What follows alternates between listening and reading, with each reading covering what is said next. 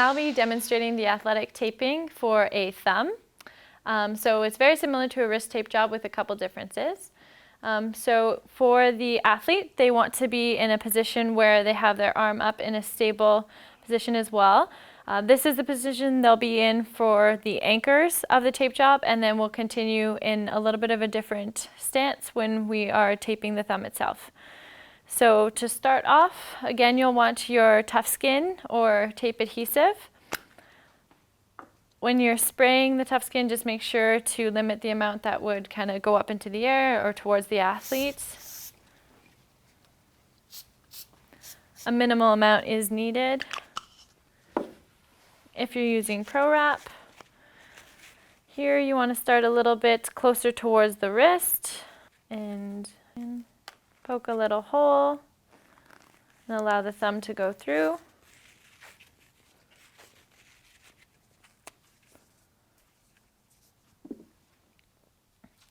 For your anchor at the wrist, you want to use 1.5 inch athletic tape, angling upwards towards the fingers and around.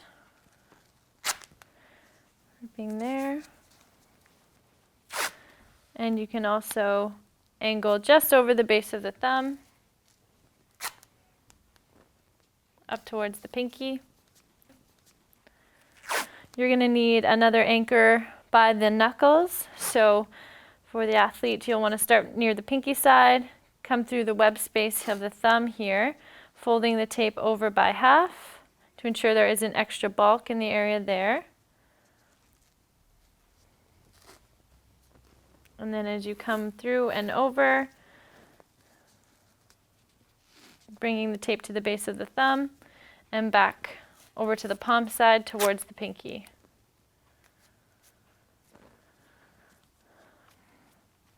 So now that we have kind of the anchor set, we're going to change the position of the athlete slightly. So they're going to turn their palm downwards slightly and almost change the positioning of their hand like they're holding a small cup. Good, and just make sure that their wrist is straight as well. Good, so this is a neutral position of the thumb, making sure that it's not in any hyperextension, hyperflexion. So that's where we want to stabilize the thumb in. The first thing I'm going to do is create a bit of a base for some of the other pieces of tape that we're going to put on. So I'm going to start at the anchor by the knuckles here, almost by the pointer finger, and go over the base of the thumb again and towards the palm side.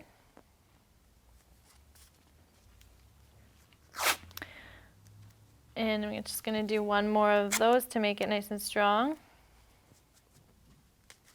So that's going to help prevent the thumb from hyperextending backward.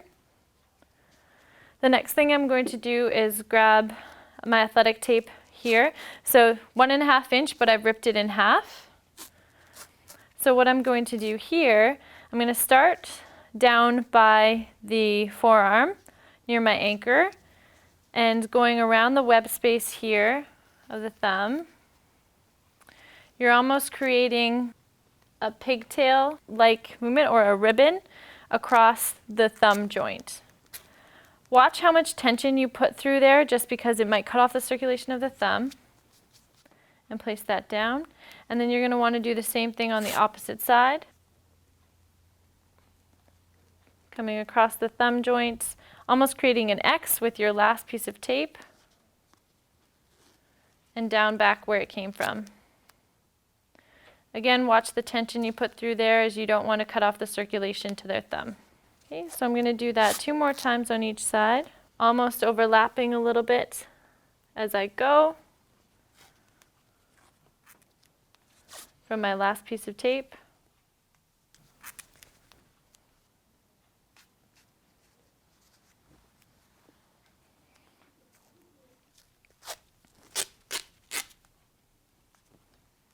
And the last one there.